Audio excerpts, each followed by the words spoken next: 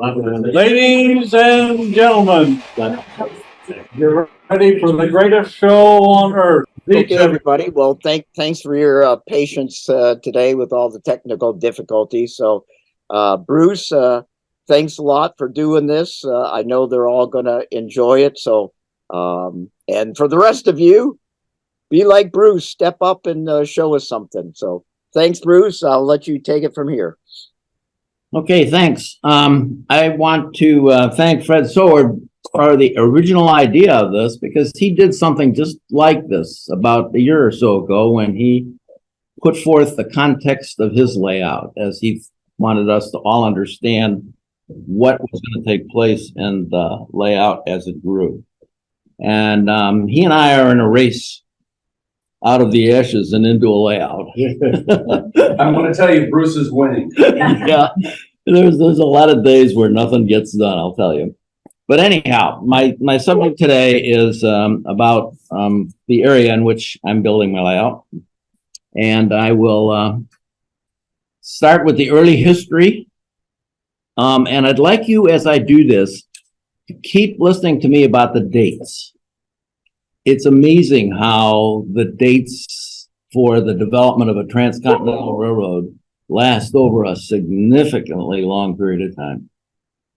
It takes a long time to build a railroad. And so, you know, back to the early history, it was obviously an area that was inhabited by Indians, the Kootenai, the Pend Royal, the Bitterroot, Salish, and I forgot to say the Blackfoot. But these Indians were there for a very, very long time. There's a suggestion by archaeologists that there's 14,000 years of life. It was there with the Indians in that area. And it didn't do very much developing during that period. As you'd expect, it was buffalo hunts and things of that nature. In more modern times, the Indians occupied territory and used the hunting and grounds and everything else for its thing. The business of trapping became an important element in the 1850s as the West developed into a place for there to be hardy people to go into. Beaver and native fishing and all of that kind of stuff took place, all kind of creating names for areas. And then Whitefish Lake became there because it was a long, narrow lake where they caught whitefish. Trappers, traders, and waves of immigration continued for the second half of the century, and in 1883, the first permanent settler. Now think about the migration to the West Coast going on all during the 60s and 70s. 1883, the first permanent settler put place into Whitefish Lake. So people there were just passing through. They were on their way to the West Coast. That's what the publicity was all about. And it's why that developed the heavy number of people going through, but nobody stayed. He was joined by forefathers of the local industries early on. They had logging crews that came in and boomed up logs at the edge of the river, and then released that to allow water flow to go down, so that the logs could float down to the Kalispell. So now let's spend a little bit of time studying the Great Northern's push westerly. You've all heard stories about that. Jim Hill is the iconic founder of the company. He jumped into the whole process and began the Pacific Coast growth area in the 1890 timeframe. He had previously slowly built the transcontinental across the northern part of the country, but did it because they changed the way the railroads got reimbursed. They really made them pay their way. The early ones, were fundamentally paid for by the U.S. government because they gave land away and the land grant money kind of thing. So for the very first time, it was critical that he figured out how to make money and do his growth that way. So in 1890, he jumped out of where he had gotten into the wheat fields of Montana and decided to go the rest of the way. He started in Haver and completed the entire route from Haver and did by 1893, 3 years to get that all done. The best known surveyor engineer in the era was John Frank Stevens. He served Hill from 1889 to 1903. He was acclaimed for his exploration of Maria's Pass in Montana. And if any of you have ever been to Glacier National Park and done any kind of rail fanning down the southern part, you know all about Maria's Pass and the southern end of the Glacier National Park. Crews began laying track for the Great Northern as it entered the Flathead Valley from what's now West Glacier, which is the outside eastern edge to the west side, and followed on a route to Columbia Falls. From Columbia Falls, Stephen took the route from through the relatively flat valley to the south to Kalispell, and then turned westerly, challenging the Haskell Pass, which turned out to be a torturous pass for a railroad to be built through, ultimately getting to the Kootenai River, winding slowly up one side and then down the other to the other side of the dam. This pass section of the build ultimately proved to be a weak link in the whole process, and significant developments in Montana were begun to fix the problem, and now the die is cast. But I could categorically tell you, Stevens screwed up on that choice of going in the Haskell Pass. There were two huge decisions made in that time frame. The Great Northern Railroad made the decision to go northwest from Columbia Falls as opposed to southwest, which is where he took it, and run southward along the Stillwater River drainage to Eureka, and finally heading down the Kootenai to the coast. And it was a route that was very much longer, but very much flatter.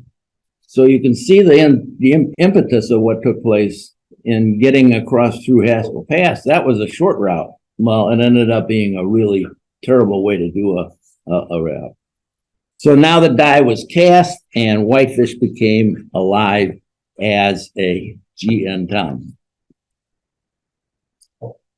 In 1904, bottom line, the original route, kind of a repeat. The original route over Haskell Pass via Kalispell and Marion, Montana was replaced in 1904 by a more circuitous but flatter route joining at Rexford and Montana. And interestingly enough, not on here, there's a third change that took place when the Bureau of Reclamation dammed up the Kootenai River, and they had to put the huge tunnel in it, Stevens Pass. So, I mean, there's been lots of movement around on the main line here. That all took place in the 50s. The new Whitefish town survey was in 1903. So the town didn't even exist until 1903.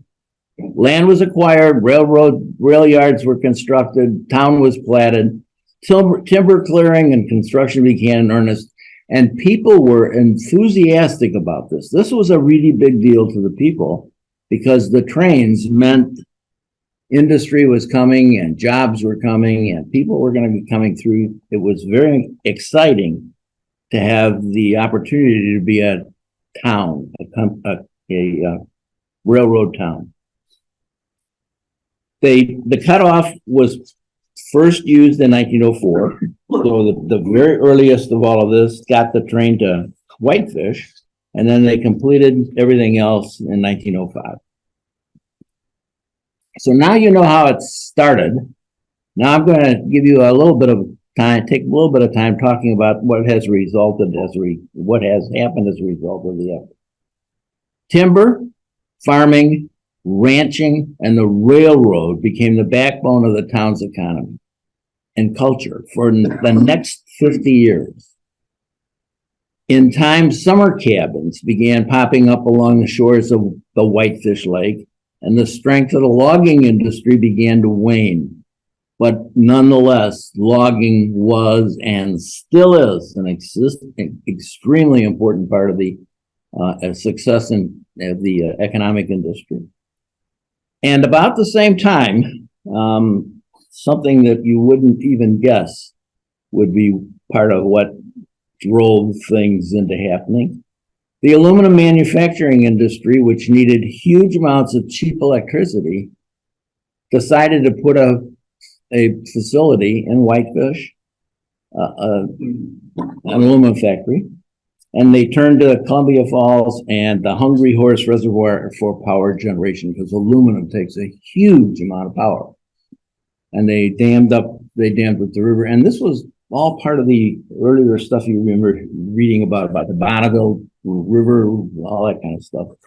That was an important element. It will be on my layout, that Anaconda plant. So, modern technology then began, modern impacts on the town began basically with the diesel engine leading to a severe downsizing of the railroad workforce. The economy went onto a downward skid, but changes were always on the horizon for the towns. A 9-hole golf course and clubhouse were built in the 50s, and in the 60s, another 9 holes were added. By the mid-1990s, Whitefish Golf Course had grown to 36 holes, the largest and best in the state. And what does that sound like? Tourism. You began to see the impact of tourism start. A few adventurous people in Whitefish were bitten by the downhill skiing bug in the 30s and 40s and began hiking to the upper reaches of Hell Roaring Mountain, and they could ski back down an open slope into the basin. And in 1947, the first lift was built at what became Big Mountain Ski Area, these days known as Whitefish Mountain Resort, and the cornerstone of the winter tourist trade. Tourism began its climb with this as an example. It's a photo of an early tourist event at the Whitefish Station, and all before anybody ever thought about Avis, Hertz, or National, and certainly before Uber and Lyft. But note that the carriage pulled right up onto the tracks and the people got out, and that was how they got off the train and into the tourism route. Whitefish is still a strong working railroad town. More than 400 workers are directly employed by BNSF, and hundreds of other families rely on high-skilled and high-paying jobs that BNSF creates in one of its division locations. Amtrak passengers arrive twice a day at the historic Whitefish Depot, which you will hear me talking about over the next couple of years. I'm doing a very substantive prototype build of that depot and will be on my layout. Dozens of transcontinental freight trains pass through the BNSF rail yards every day. It's a crew change point, so there's lots of stop and goes kind of thing. And those trains are en route from Chicago to Portland and Seattle and all points in between. And that's how my ops sessions are going to be built. The farms and ranches that surround the town continue to produce enough beef, pork, fruits, and vegetables to feed the valley, and then some. And in the early days, a lot of that was shipped out of town, but there is very little of that being done now. Most of what happens in Whitefish is intermodal, through trains. In recent years, tourism has raised itself to the top of the chain, and it makes a difference. Retirement haven. Rivers and lakes matter too. It goes without saying, and I'll do it anyway, The rivers and lakes were and are still the source of vitality for the whole area. In the north, the mother of all lakes in the area is Flathead Lake. It's in the southern part of the focused area. It collects snowmelt, significant amount of snowmelt and rainfall from the Flathead River on its northern shore, and takes it and carries it into the very large lake, which I'll have a picture of in a minute. The big gorilla in the ecosystem is the Flathead River and its three forks, the south, middle, and the north. North Fork flows southerly out of Canada and drains the southwestern slopes of the Canadian Rockies and is responsible for sustaining a huge area of highly sought pine wood-based forest products, still to this day. The Middle Fork flows northerly and drains into the eastern slope of the mountain and forms a path for the railroad to get through Maria's Pass and to the east of the area. And the South Fork flows northerly as the South Fork and drains the western slope of the mountain range. It is the only drainage in the area that has been tamed by the engineers. The Hungry Horse Dam was built by the Bureau of Reclamation in the 50s and is the power generation source of the enormous growth of the area with particularly the aluminum factory.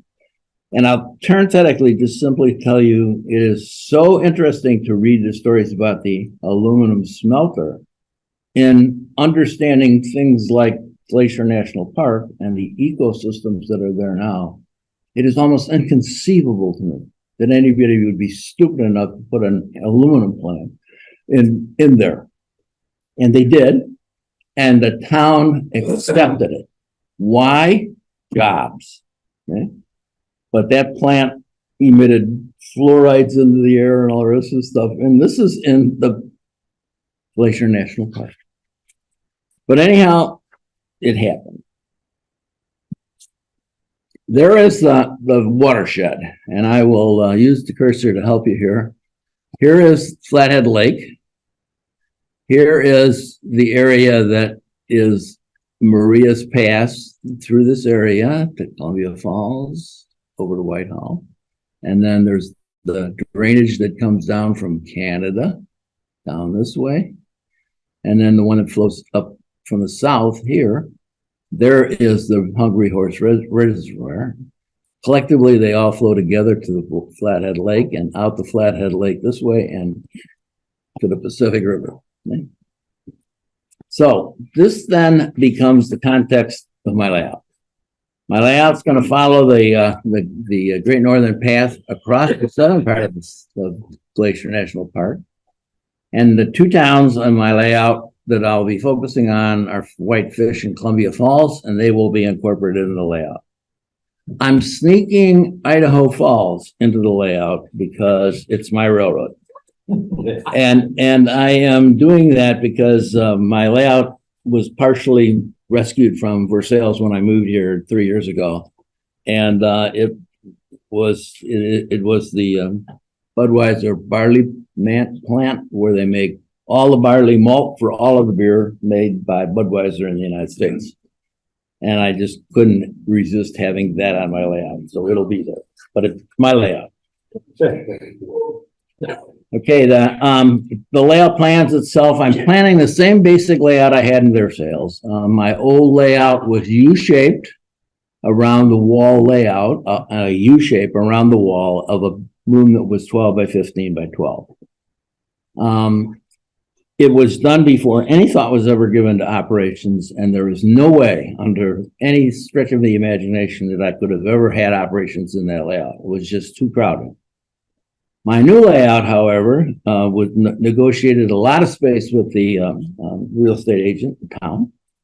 And I have two 28-foot walls with about a 4-foot section of it folded around and on my layout plan here. And it's going to be great for operations. The Highline subdivision is the official name for the area that I'm modeling. It is the part of the BNSF Highlines route in the Montana division, spans between Haver, but most people call it Haver, and Whitefish, and traverses just beneath the beautiful vistas of the Glacier National Park, which I am modeling in my corner. I have the mountains and everything else. I have a snow shed that I built, and there are 7 tunnels and 10 active snow sheds on this route, of which I have 2 tunnels and 1 snow shed. The businesses that are on my layout, Anaconda Aluminum, was originally what it was called. It became the aluminum company in Columbia Falls in its final days. When we lived out in Wyoming and I went up to see that area several times, the plant was still there. It was still operating minimally. And that was in the time frame of about 2006. It is now gone completely physically. It became a hazard site, as they would call them, and it's gone. But it's going to be represented by an idle plant on my layout with aluminum cars and everything else, the bauxite cars, everything parked there, but it won't be operating. I have 3 yards. I have to have a yard to do something called a reversing loop, so I can get my trains coming up from the staging area and go west or go east. And the bud yard does that job dominantly. There will be a Whitefish yard on the same side as the bud yard, and it will do a lot of block switching from the unit trains that are going to be going through. And by that, I mean, there'll be 6, as an example, 6 cars of malt will be parked there and will be added to an existing intermodal train that's going through. And that kind of thing is, it's not car by car, it's called block switching. The Columbia Falls yard will be where the lumber yard is and where the aluminum company is, but it will be exclusively functioning as a place to get the lumber out of the woods and into the sawmills and into the plywood and other kinds of stuff that comes out. And the stuff will be brought from the Columbia Falls yard to the Whitefish yard. Whitefish yard is where all the big trains are going to interconnect and take it all away. There is a depot at Whitefish that is a classic. And I am going to be building this layout. In N scale, it turns out to be about 15 or 16 inches by about 8 or 9 inches wide and maybe about 10, 11 inches high. And if you look at the architectural structure of it, you can see how fun this is going to be to build. It's stucco and board, and I'm using all sorts of new techniques. I'm not going to be using wood for the stucco. I'm going to probably be using paper stock. And I'm thinking very seriously about printing on a printer my windows. I think I got a technique made out that I can actually make the windows on my printer. More to follow. Transcon switching operations will be done as a part of my fun with the trains, and you'll all be invited to those.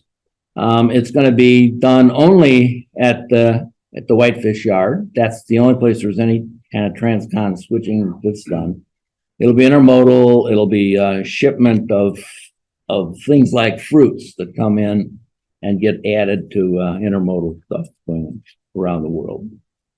The Whitefish yard also provides crew change facilities, light engine maintenance, and the depot that I finished talking about. So those will all be incorporated into the switching operations.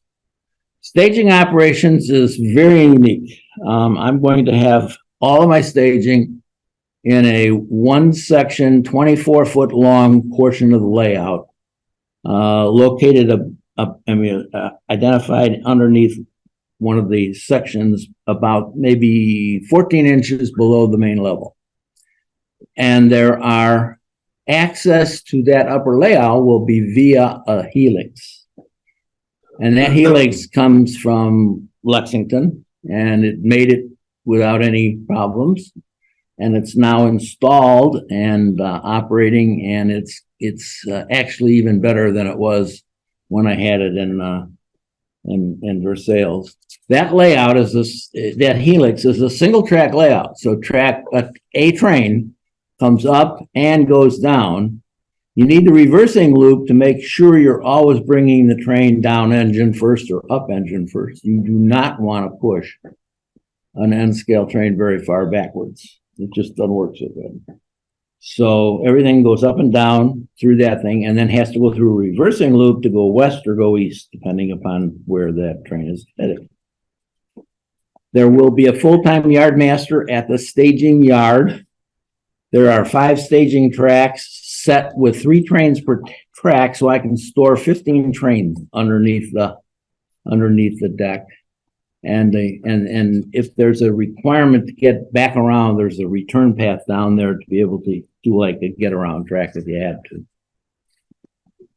The operations on the layout, there will be sessions of 10 to 15 trains. It's important to understand that there's a car limit because of the reversing loop. I can't put more than about 14 cars on a train. So I'm not going to be running any 70 car long train show type things. I'm going to be running 14 cars. That's my unit train. Okay, and I have to do that because I got to do a reversing loop, and you all know the train has to fit in a reversing loop to work. Operational controls are going to be done on the double main line by dispatcher only. The engineering team, the engineer conductor team will not be responsible for any switching on a main. It's all dispatcher controlled. The yards will be toggle switched using capacitive discharge technology, which I used when I was in Versailles. And there'll be no manual switch operations anywhere on the layout. They'll all be electrical, but mainly NMRA is going to be doing the main line. Panel is going to do the yards. The operations will require a train master to control a sequential running of the trains, the main track dispatcher, 2 yard masters, several engineer conductor pairs. And Fred will enjoy this part of the conversation because he worked with me on the dispatcher thing.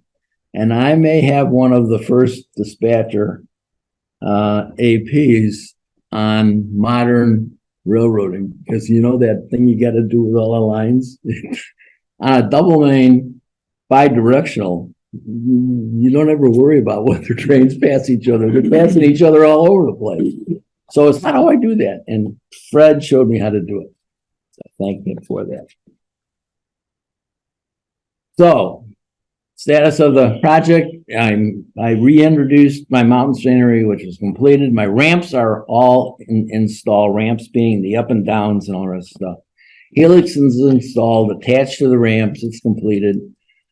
Russ will be interested in the fact that I am doing my speed signaling with sensors are installed, the circuitry designs and so on. Their Arduinos are mostly done, and I am deferring the installation or the actual turn on of the signal until next year.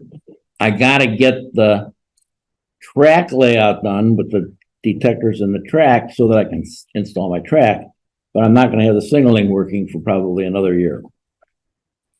The power wiring is begun. I probably will be completed in December, something like that. My interlocking, routing, and signaling design is pretty much done.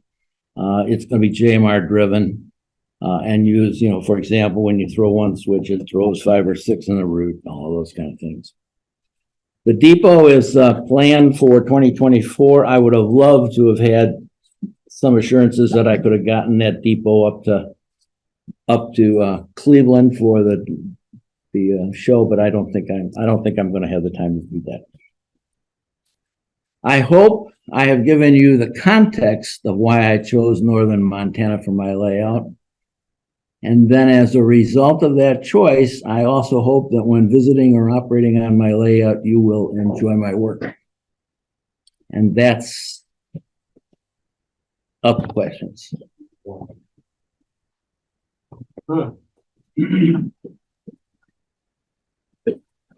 Hey, Bruce, Yes, Russell here. yes. I don't know where I saw it. I don't know if Fred took it or what, but you were captured around a mountain there on your layout. How far along are you with the layout right now? The mountains, I built my mountains so that the tops could be taken off and worked on a table. It's very hard to build a mountain and then have to put trees and reach across the layout. And I had this idea that and it turned out to be a really good one. At one level of the mountain, I didn't glue the pieces together, and I was able to lift those out and work on them on a thing. That came from Versailles to Louisville with no trouble. But the part of the mountain that was below that was not very well thought out by me. And when we went to take it apart, it had a section of it that was about that big, that much too big to get up the stairs. And so Frank Stevenson, who was helping me take it all down, said, what the hell, let's just take a sawzall and cut it off. So boom, cut that thing off. And the whole thing just went. It lost all its structural integrity and it was gone. Okay. So it was now easy to get out of the basement, but it went into the back of my truck and went down to the dump and it put in the crusher. And there's nothing worse in a model railroader's life than standing there watching the crusher take your layout and just condense it down to practically nothing. And so I lost all of that, Russ, and that had to all be rebuilt. That bottom floor had to all be rebuilt. And I did it with wood and foam, did it a little differently than I had it at the other. But basically, it's the new one is a almost exact replica of what I had in Versailles. And it is in the corner of the layout. So think about an L, the corner, the mountain is in the corner. And it's in scale, it's about that high. So you're talking probably 300, 400, 500 scale feet high, sort of thing. In end scale. So when things going to be running on the layout? On my track it's going to track now. Okay. So as soon as I get the track down, I mean, I'm not going to have a JM ride or anything else, but I'll have track. And so I'll have trains running around the layout probably by the first of the year. And, I got to wire it yet and all that, but I'm not worried about the wiring at all. I did a lot of that in Versailles and I know how to go about the wiring. Oh, okay.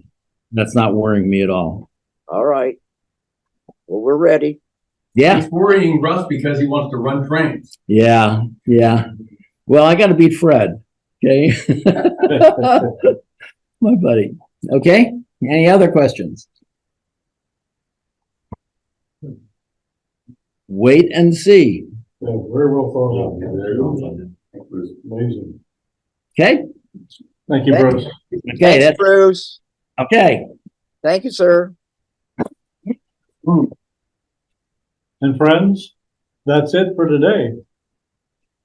Tune in next time on January,